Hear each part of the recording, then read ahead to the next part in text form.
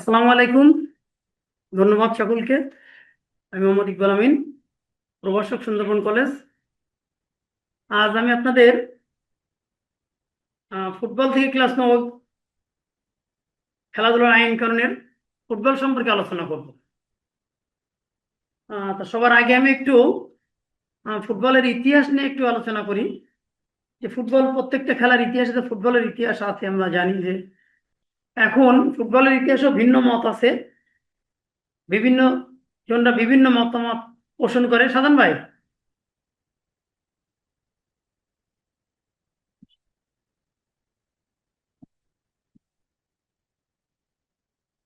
সাধারণ ভাই, ছোট হয়ে গেল কেন? হ্যাঁ, ঠিক আছে। ওই ভিডিও কলে থাকবেন নাকি ওটা অডিও কলে আসবেন? এখন বিভিন্ন জনরা বিভিন্ন মতামত করেন। ঠিক আছে, ওটা অডিও আছে? হ্যাঁ। এখন আমরা লাস্ট যেটা হচ্ছে আধুনিক ফুটবলের জনক ইংল্যান্ডকে বলা হয়, কিন্তু ভ্যারাইটিস মতবাদ আছে। যে মিশরীয় থেকে ফুটবলের উৎপত্তি। মিশরে এক সময় প্রাচীন যুগে মিশরের মানুষ হলো কিছু নরম দ্রব্য চামড়ার এর ভিতরে ঢুকায় তারা অনেকজন, 1-200 মানুষ মিলে পা দিয়ে খেলা করতো, এই একটা মতবাদ। আবার সেই সময় হারফাস্টিং নামে হাতের খেলা, হাত দিয়ে চালাচালি একটা খেলা করতো, এখান থেকে ফুটবলের উৎপত্তি। আবার কিছু কিছু বিষয় আসছে যে ড্যানিশ সৈন্যরা যখন ব্রিটিশদের উপর অনেক নির্যাতন, ড্যানিশরা যখন শাসন করতো, আহ সেই ড্যানিশ সৈন্যর একটা মাথার খুলি পাওয়ায় এটাকে ড্যানিশের মাথার খুলি মনে করে যে তার উপর একটা ক্ষোভ রাগ প্রকাশ করার জন্য ওইটা দিয়ে লাথি মারতে মারতে এভাবে ফুটবলের উৎপত্তি। মানে ভ্যারাইটিস মতামত আছে বিভিন্ন মনীষীদের, বিভিন্ন জনের ফুটবল সম্পর্কে। যাক, এইভাবে আধুনিক ফুটবলের জনক ইংল্যান্ডকেই বলা হয়। ইংল্যান্ডে ফুটবলের সৃষ্টি বা ক্রিকেটের সৃষ্টি বলে। হম তো এই ফুটবলের যে আন্তর্জাতিক সংস্থা, এর নাম হলো ফিফা। আমরা জানি আন্তর্জাতিক সংস্থা হলো FIFA, federation international the football association. ফিফার মিনিং যে FIFA, federation international the football association. এটা গঠিত হয় 1904 সালে। 1904 সালে প্যারিসে প্রথম গঠিত হয়ে আত্মপ্রকাশ করে এটা। এবার আমরা জানি যে, তো যদি কারোর সমস্যা আপনার লিখে রাখতে পারেন, ফুটবল খেলা ইন্টারন্যাশনাল নাম FIFA.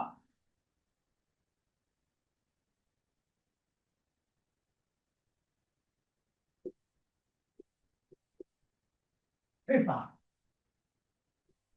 Federation international the football association.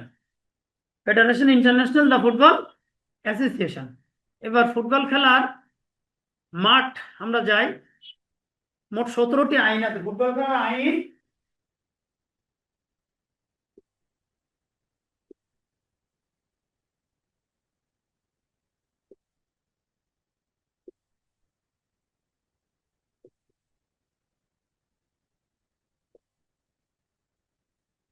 Football খেলার আইন 17টি। এই 17টি আইনের মধ্যে 1 নম্বর আইন আছে খেলার মাঠ। এই খেলার মাঠের কিছু ভাগ আছে। তা খেলার মাঠ, আমরা আন্তর্জাতিক 3টা মাঠের কথা জানি। আন্তর্জাতিক ফুটবল খেলার মাঠ 3টা। একটা হলো 120/80, 120/80 গজ। একটা হলো 120/80 গজ, আর একটা আছে 115/75 গজ,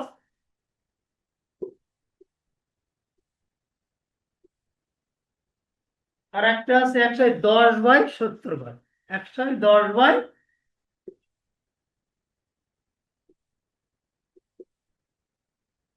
110 বাই 70 গজ। এছাড়াও আরো একটা ফুটবলের মাঠ যেটা বাচ্চাদের ক্ষেত্রে, স্কুল পর্যায়ে ছোটদের ক্ষেত্রে ব্যবহার করে, সেটা হলো 100/50 গজ।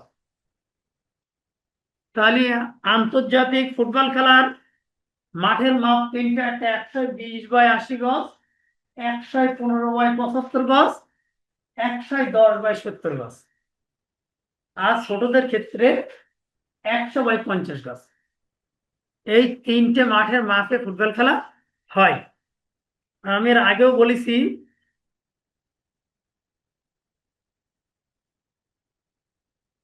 ফুটবল খেলার উৎপত্তি নিয়ে, যে ফুটবল থেকে ফুটবল খেলার উৎপত্তি হয়। কিছু কিছু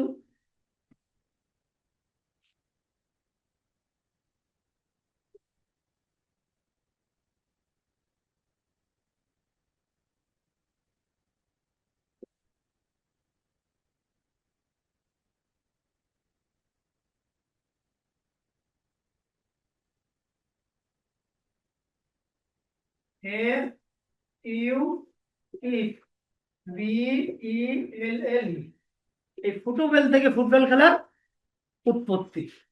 আগে পূর্ব নাম ছিল ফুটবল। এর থেকে ফুটবল খেলার উৎপত্তি। আর আগেও বলেছি যে একটা হাত দিয়ে খেলা হতো, হারপাস্টন, বললাম না হারপাস্টন দিকে, হ্যাঁ,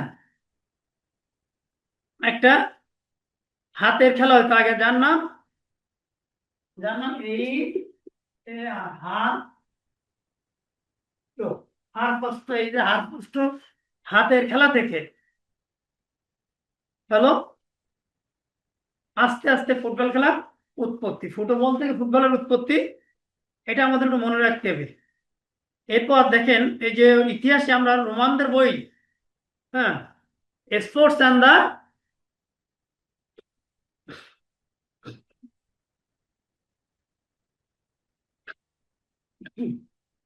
হ্যাঁ, বলছিলাম যে রোমানদের বই স্পোর্টস অ্যান্ড অরিজিন দেখে আমরা কি পাই এখানে, হ্যাঁ, ডেনিসরা যখন ইংল্যান্ডটা জয় করেছে বা ডেনিসরা যখন পরাজয় বরণ করে, সেই আনন্দ উৎসব হিসেবে তারা যে খেলাটা খেলছিল, এটার দিকে আস্তে আস্তে ফুটবলের উৎপত্তি।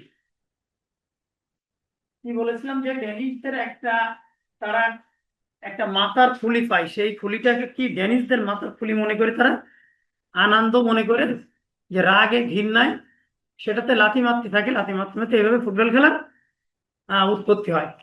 তাহলে আমরা ফুটবল খেলার আন্তর্জাতিক সংস্থা ফিফা বুঝলাম।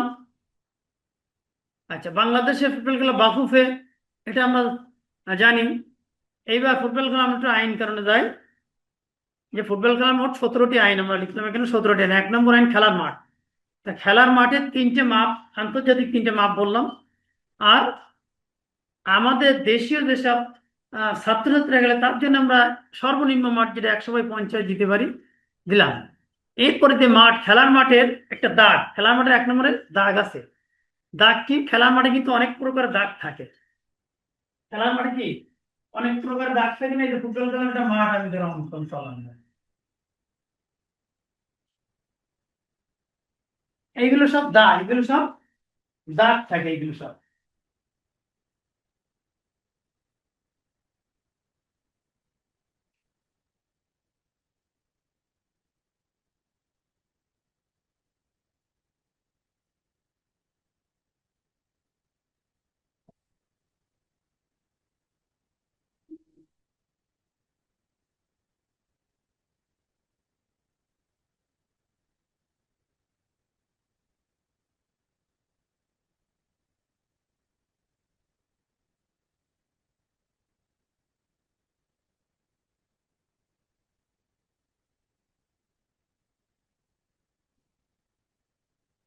এগুলো সব একটা দাগ থাকে। তাহলে আমরা দাগ বুঝলাম যে ফুটবল খেলার মাঠের মাপের যে দাগ, সে দাগ কিন্তু আমরা বুঝতেছি। তাহলে প্রতিটা দাগ কিন্তু আমাদের ফুটবল খেলার প্রত্যেকটা মাঠের দাগ কিন্তু 5 ইঞ্চি হবে। মাঠের এই যে দাগগুলো, এগুলো সব 5 ইঞ্চি চওড়া হবে। সব সব দাগগুলো 5 ইঞ্চি চওড়া হবে। একটা বুঝলাম আমরা। তারপর গোল এরিয়া। এই যে গোল এরিয়া, আমরা গোল এরিয়া দেখি, দেখেন এই যে গোল এরিয়া, এটা কিন্তু 8 গজ, আবার লম্বা হবে 8 ফুট। গোল এরিয়া হবে 8 গজ, আবার লম্বা হবে 8 ফুট। গোল এরিয়াটা হলো লম্বায় 8 গজ, আবার 8, মানে এটা বার প্রস্থ হবে 8 ফুট, আর এটা হবে 8 গজ। দেখতে পাচ্ছেন তো সবাই? এটা হলো গোল এরিয়া। এরপর প্যালেন্টি মার্ক আছে, প্যালেন্টি এরিয়া আছে, এরপর আছে আমাদের প্যালেন্টি এরিয়া। এই যে ডিবক্স দেখেন, এই ডিবক্সের মধ্যে কোনো প্লেয়ারকে যদি বিপক্ষ দল নিশ্চিত গোল সেটা বাধা দেয় বা আক্রমণাত্মক ভাবে খেলে, কিন্তু আক্রমণাত্মক ভাবে খেলে, তাহলে সেটাকে একটা পেনাল্টি দেওয়া হয়, একটা ফ্রি কিক বা গোল দেওয়া হয়, এটা হলো পেনাল্টি এরিয়া বলা হয় এটা। আর একটা আছে পেনাল্টি মার্ক।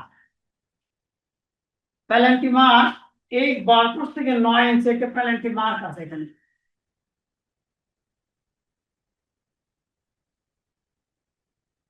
এই বারপোস্ট থেকে এই যে পেনাল্টি মার্কের এই যে এটা হলো 9 ইঞ্চি ব্যাস, এটা হলো 9 ইঞ্চি ব্যাসার্ধ, এটা হবে 9 ইঞ্চি ব্যাসার্ধ।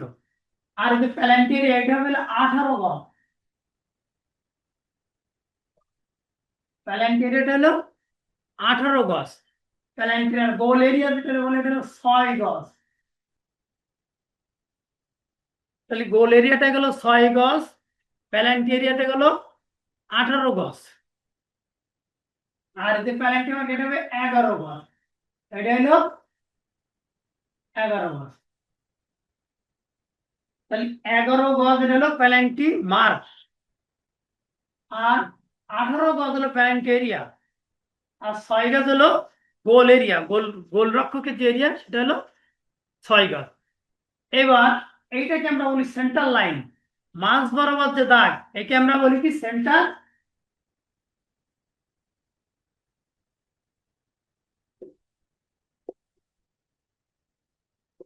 Centre line. আর এটা সেন্টার সার্কেল, এই যে বৃত্তটাকে আমরা বলি সেন্টার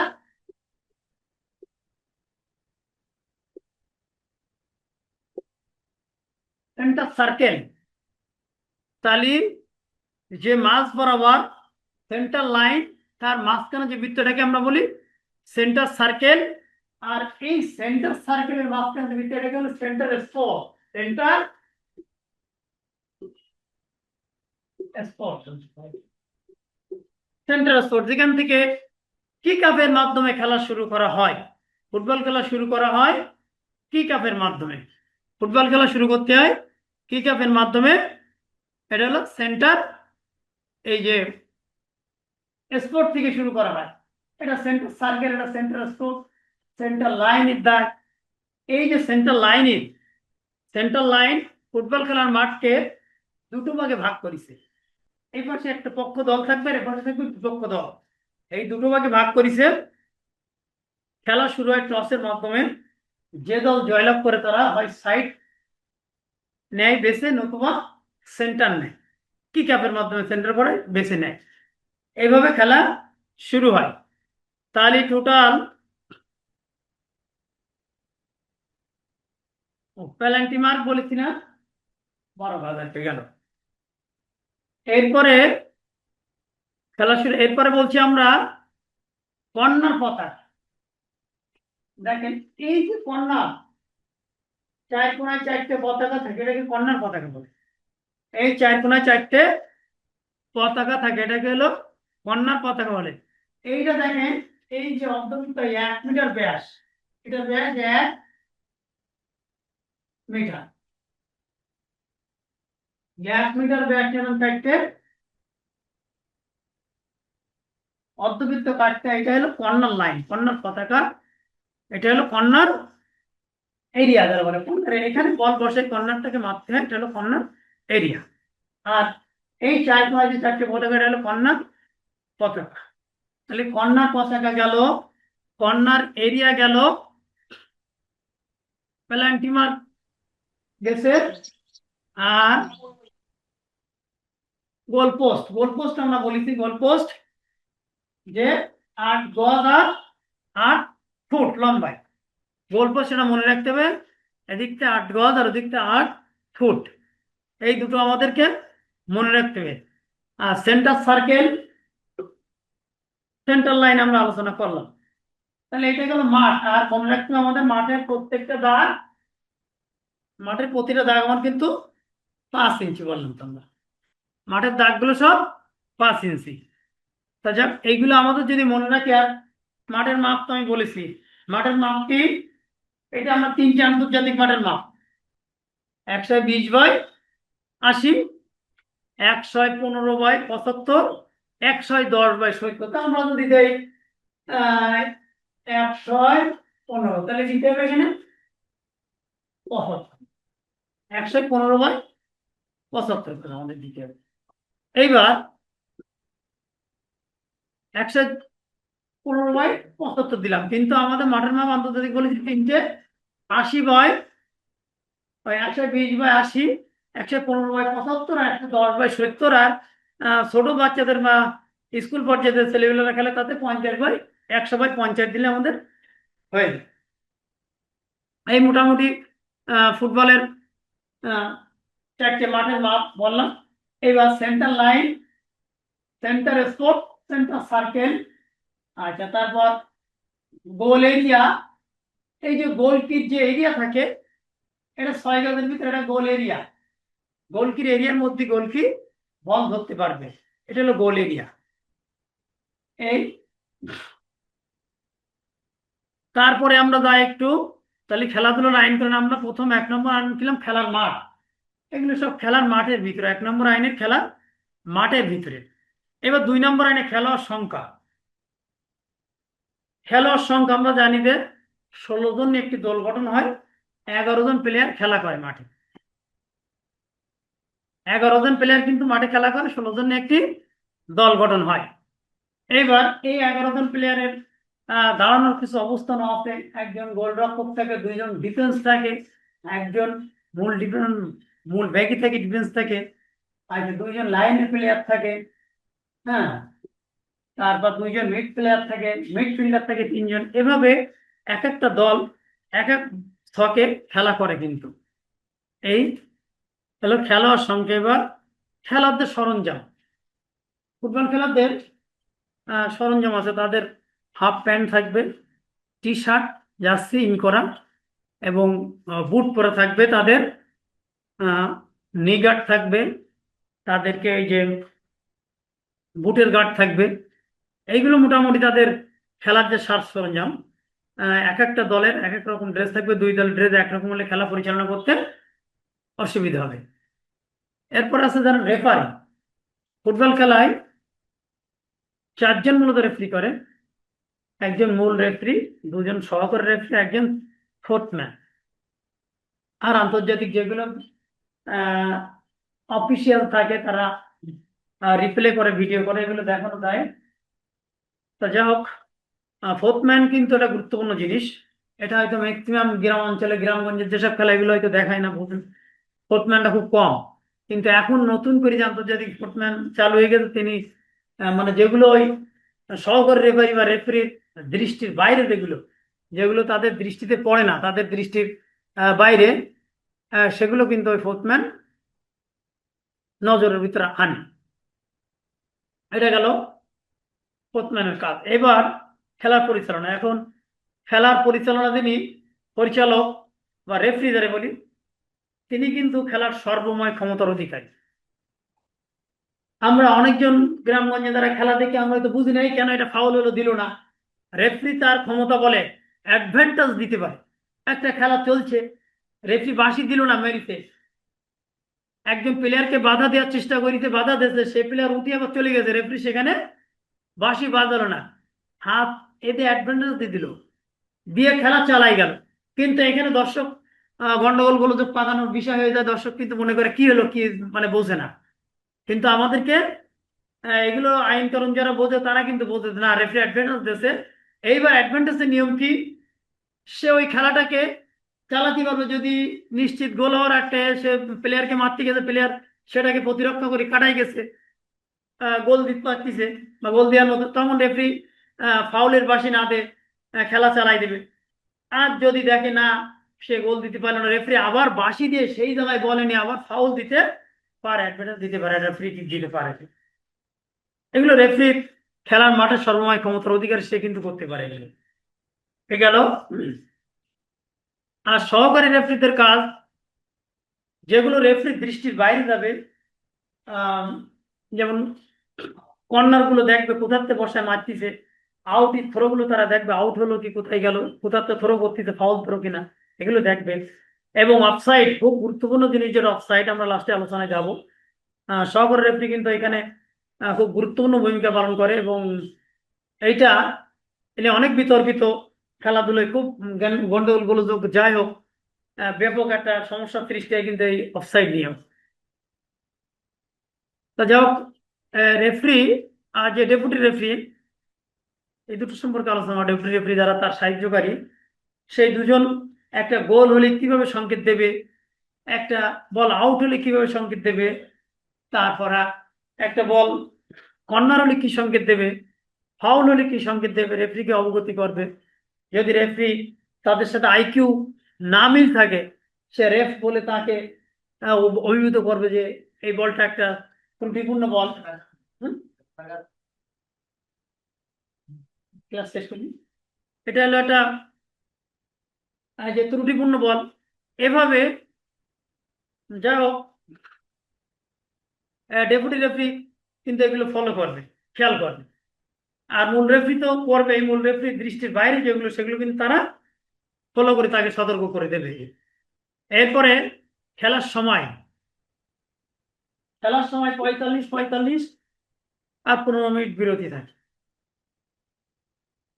এবার যদি এই 45 মিনিটে খেলা নিষ্পত্তি না হয়, উভয় দল কোনো দল যদি কোনো গোল না দিতে পারে, তখন রেফারি আবার দুই দলের ক্যাপ্টেনকে নিয়ে 15 মিনিট করে খেলা দিতে পারে। তাতেও যদি নিষ্পত্তি না হয়, আবার 5 মিনিট করে দিতে পারে, এতেও যদি নিষ্পত্তি না হয়, তখন রেফারি উভয় দলকে ডেকে কিন্তু গোল্ডেন গোল খেলা দিতে পারে, যে খেলা চলবে, যারা গোল করবে খেলা সেখানেই সমাপ্তি হবে, তারাই জয়লাভ করবে। এরকম পর্যায়ে তারা যেতে পারে আস্তে আস্তে গোল্ডেন গোলে। তাহলে রেফারি মহোদয়দের এই গুরুত্ব, এবং রেফারি মহোদয় কিন্তু অত্যন্ত গুরুত্বপূর্ণ ভূমিকা পালন করে, যে প্রত্যেকটা প্লেয়ারের হাত নখ, তাদের বুট, তাদের জার্সি, তাদের মানে সমস্ত অঙ্গভঙ্গি, শরীরের আচার আচরণ, এগুলো কিন্তু তারা ফলো করে। রেফারি কিন্তু মাঠের সর্বময় ক্ষমতার অধিকারী, যত বড় প্লেয়ার হোক যা হোক, তাকে বহিষ্কার করা, চূড়ান্ত বহিষ্কার করা, সাময়িক বহিষ্কার করার সর্বোচ্চ ক্ষমতা রেফারি আছে। কোনো প্লেয়ার যদি রেফারির সাথে অসৎ আচরণ করে, অন্য কোনো বিপক্ষ দলের প্লেয়ারের সাথে অসৎ আচরণ করে, রেফারি তার ক্ষমতা বলের সাথে সাথে তাকে লাল কার্ড দিয়ে বহিষ্কার করতে পারে, তাকে হলুদ কার্ড দিয়ে সতর্ক করতে পারে। এগুলো রেফারি বা ডেপুটি রেফারিদের কিন্তু একটা মাঠের সম্পূর্ণ পরিচালনার দায় দায়িত্ব তাদের। আর খেলা আরম্ভ, আমরা দেখি খেলা আরম্ভ কিন্তু বলি যে কিক আপের মাধ্যমে খেলা আরম্ভ হয়। এই যে সেন্টার স্পটে বলটা নিয়ে রেফারি সময় দেখে দুই দলের গোলকিকে অবহিত করেন, তারপর তার সহকারী ডেপুটি রেফারিদেরকে অবহিত করেন সবাই ঠিক আছে কিনা, স্কোরকে অবহিত করেন তারা ঠিক আছে কিনা। এই সমস্ত দেখে তিনি ঘড়ি দেখে সময় দেখে বাঁশি দিয়ে কিক আপের মাধ্যমে বলটাকে মেরে শুরু করে, খেলা আরম্ভ করে। খেলার মধ্যেও বাইরে আমরা আলোচনা দেখেন কোনগুলো খেলার মধ্যে আর কোনগুলো খেলার বাইরে। তাহলে আমার বল যখন আগে স্পর্শ করে বাইরে, এটা খেলার বাইরে। আর যখন খেলা মাঠের ভিতরে বল থাকে, এটা হলো খেলার মধ্যে। বলটা যখন গড়ে আমাদের সেন্ট্রাল লাইন বা সাইড লাইন অতিক্রম করে, সাইড লাইন বা গোল লাইন দুটো অতিক্রম করে, তখন সেটা খেলার বাইরে। এই যে গোল লাইনের অতিক্রম বাইরে চলে গেলে এটা খেলার বাইরে, আর সাইড লাইনের বাইরে চলে গেল খেলার বাইরে। তাহলে বল যখন মাটি দিয়ে হোক আর উঁচু দিয়ে হোক গোল লাইন বা সাইড লাইন অতিক্রম করে, তখন সেটা খেলার বাইরে। আর বল যখন সেন্ট্রাল লাইন বা গোল লাইনের ভিতরে খেলারত অবস্থায় থাকে, সেটা হলো খেলার ভিতরে। আচ্ছা, গোল হওয়া, একটা বৈধ বল, বিপক্ষ দলের কোনো বল যখন সরাসরি গড়িয়ে বা উল্টো দিয়ে এই গোল লাইন অতিক্রম করে নেটের ভিতরে প্রবেশ করে, এই দাগ পার হয়ে যায়, তখন সেটা গোল বলে, সেটাকে একটা গোল বলে। কিন্তু বলটা যদি এরকম দাগেও থাকে, সেটাও গোল হয়নি। বলটা পূর্ণ এই টাচ লাইন অতিক্রম করবে পূর্ণ, গোল লাইন অতিক্রম করবে পূর্ণ, গোল লাইন অতিক্রম করবে, সেটা কিন্তু গোল। আর দাগে পড়ে থাকলে সেটা গোল না, দাগে একটু থাকলে সেটা গোল না। দাগটা অতিক্রম করবে তখন কিন্তু একটা বৈধ গোল হবে। এবং বৈধ গোল হবে কখন? যখন বিপক্ষ দলের একজন পাই বল নিয়ে একজনকে কাটিয়ে যেতে পারে, এখান থেকে ডাইরেক্ট শট করেও গোল দিতে পারে যেভাবে বলটাকে। কিন্তু যদি কিনা একজন প্লেয়ার এখানে অবস্থান করছে, বিপক্ষ দলের একজন প্লেয়ার এই জায়গায় অবস্থান করে, সে বল নিয়ে গোল দেয়, সেটা কিন্তু আবার আমাদের অফসাইড হয়ে যাবে। তাহলে গড়িয়ে হোক আর উঁচু দিয়েও বৈধ কোনো বল যখন এই গোল লাইন অতিক্রম করবে তখন সেটা একটা গোল বলে বিবেচিত হবে। একটা গোল বলে সেটা কিন্তু বিবেচিত হবে। এবার আমরা আসি অফসাইড। এটা একটা গুরুত্বপূর্ণ জিনিস, অফসাইড। আমি একটুখানি বোর্ডটা মুছে অফসাইড হিসাবে গেলে,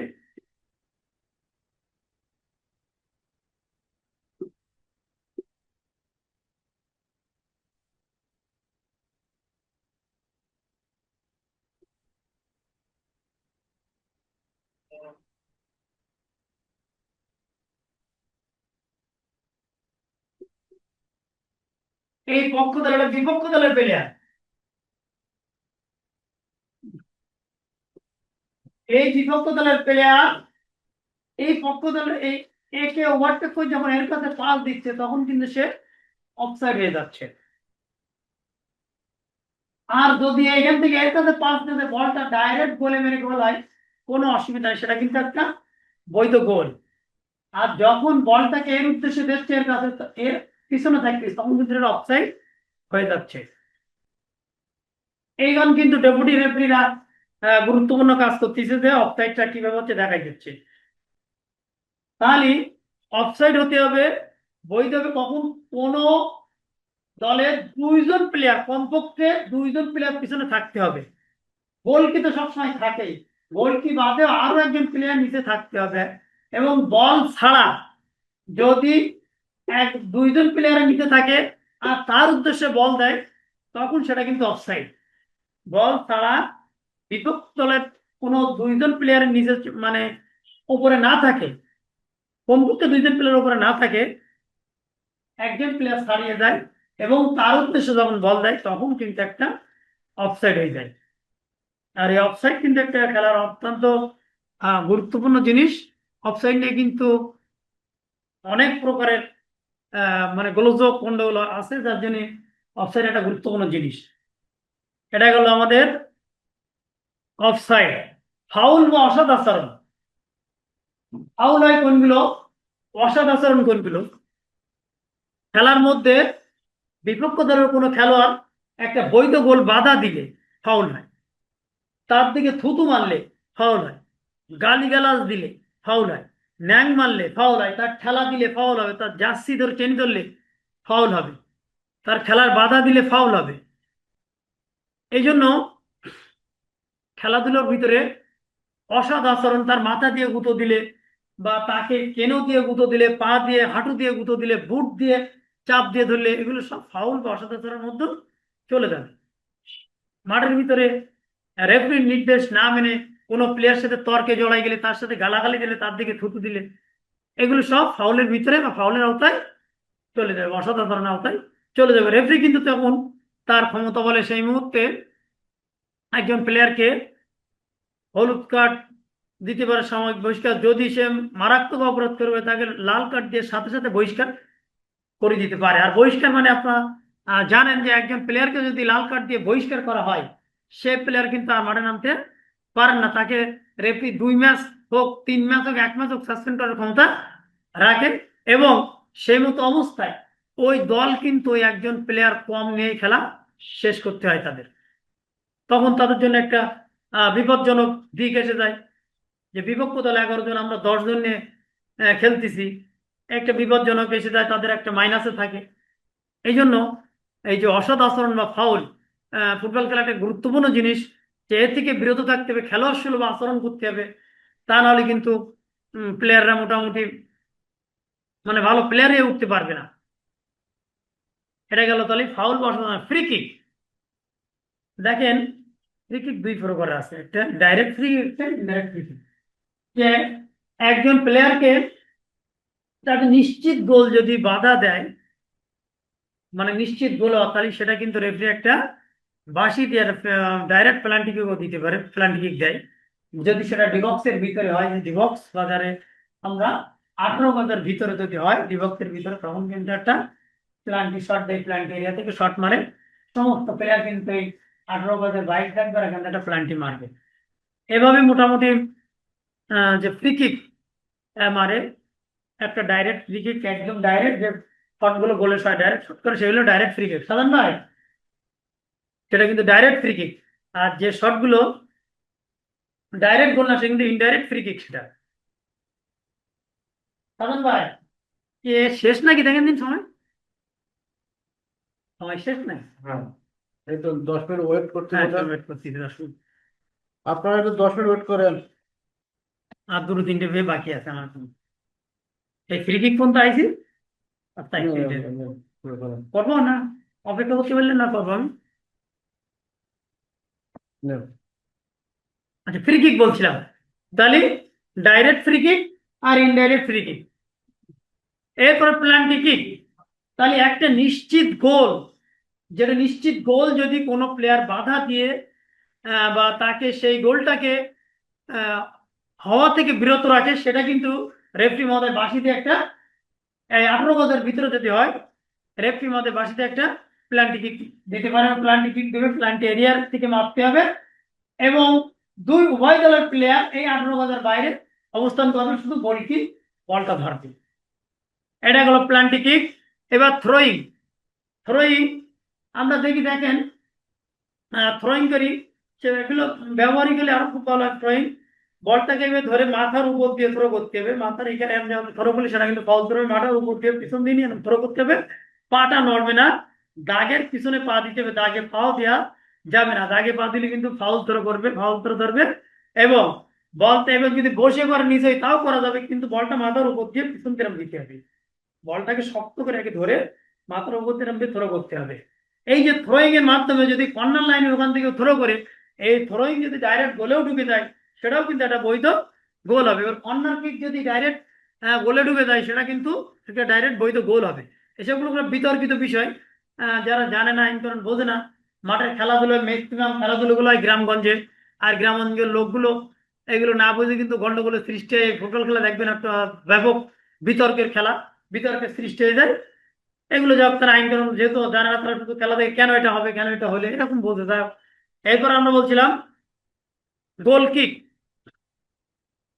একটা বল যখন গোল লাইনের বাইরে যাবে, গোল লাইনের বাইরে যাবে, তখন এই যে গোল এরিয়ার ভিতরে বলটা রেখে যে কিক মারা, এটাকে গোল কিক বলা হয়। গোল লাইনের বাইরের কোনো বল যদি গোল এরিয়ার ভিতরে রেখে কিক মারা হয়, তাকে গোল কিক বলা হয়। এরপর আছে কর্নার কিক। কর্নার কিক কেমন? নিজ দলের প্লেয়ারের পায়ে লেগে বা গায়ে লেগে যদি বল গোল লাইন অতিক্রম করে, তখন বিপক্ষ দল একটা কর্নার কিক পাবে। নিজ দলের প্লেয়ার যদি ইচ্ছাকৃত ভাবে হোক বা তাদের গায়ে লেগে যেভাবে হোক, যদি বলটা গোল লাইন অতিক্রম করে, তখন বিপক্ষ দল কিন্তু একটা কর্নার কিক পাবে। এই আর ব্যাকপাস তো বোঝেন যে আমার নিজে দল সে গোলকির কাছ থেকে যেগুলো কিন্তু ব্যাকপাস দিতে পারবে না, ব্যাকপাস দিয়ে গোলকি যদি সেই বলটা ধরে, তখন কিন্তু একটা ডাইরেক্ট ফ্রি কিক দিতে পারে ম্যাক্সিমাম। এই জন্য গোলকির কাছে বল দিলে সে পা দিয়ে মেরে দিতে পারবে, কিন্তু সে কিন্তু বলা লুপে ধরতে পারবে না, লুপে নিতে পারবে না। এগুলো হলো আম, মানে ব্যাকপাসারে। যাই হোক, আজকে আমি ফুটবল নিয়ে আপনাদের আলোচনা করলাম, ফুটবলের যে 17টি আইন সেই নিয়ে একটু আলোচনা করেছি। তার ভিতরে 1 নম্বর আইন ছিল খেলার মাঠ, 2 নম্বর ছিল বল, আমরা বলটা আলোচনা করি। বল, ফুটবল খেলার বল 410 গ্রাম থেকে 450 গ্রাম ওজন হতে হবে। ফুটবল খেলার বল হলো 410 গ্রাম থেকে 450 গ্রাম ওজন, আর বলের পরিধি হবে 68 থেকে 70, 68 থেকে 70 এর পরিধি। এটা হলো বল। বলটা হাওয়াপূর্ণ হবে, হাওয়াপূর্ণ যদি বেশি দেয় তাহলে ওজন কিন্তু বেড়ে যাবে। আমার এই 410 থেকে 450-এর মধ্যে হাওয়াপূর্ণ বল দিয়ে খেলা শুরু হয়। এটা চামড়ার আবরণ দিয়ে উপরে আবরণ দিয়ে চামড়া দ্বারা আবরণ দ্বারা বলটা বলটা হবে এই। আর তাহলে আমরা মোটামুটি আজকে ফুটবলের 17টা আইন আলোচনা হলো। একটা খেলার মাঠ, বল, খেলোয়াড়ের সংখ্যা, খেলোয়াড়দের সরঞ্জাম, রেফরি, ডেপুটি রেফরি, খেলার সময়, খেলা আরম্ভ, বল খেলার বাইরে এবং ভিতরে, গোল হওয়া, অফসাইড, তারপর ফাউল বা অসৎ আচরণ, free kick, penalty kick, throwing, গোল কিক, কর্নার কিক, এই সমস্ত বিষয় নিয়ে আমরা কিন্তু আলোচনা করলাম এই 17টা আইন নিয়ে। এছাড়াও মাঠের মাপগুলো কোথায় কি আছে আমরা দেখাই দিচ্ছি। সেন্টার সার্কেল কোনটা, সেন্টার স্পট কোনটা, তার সেন্টার লাইন কোনটা, এই মোটামুটি। এরপরও যদি কারোর কোনো ত্রুটি বা কোনো প্রশ্ন থাকে করতে পারেন, আর যদি না থাকে তাহলে সকলকে ধন্যবাদ দেবো।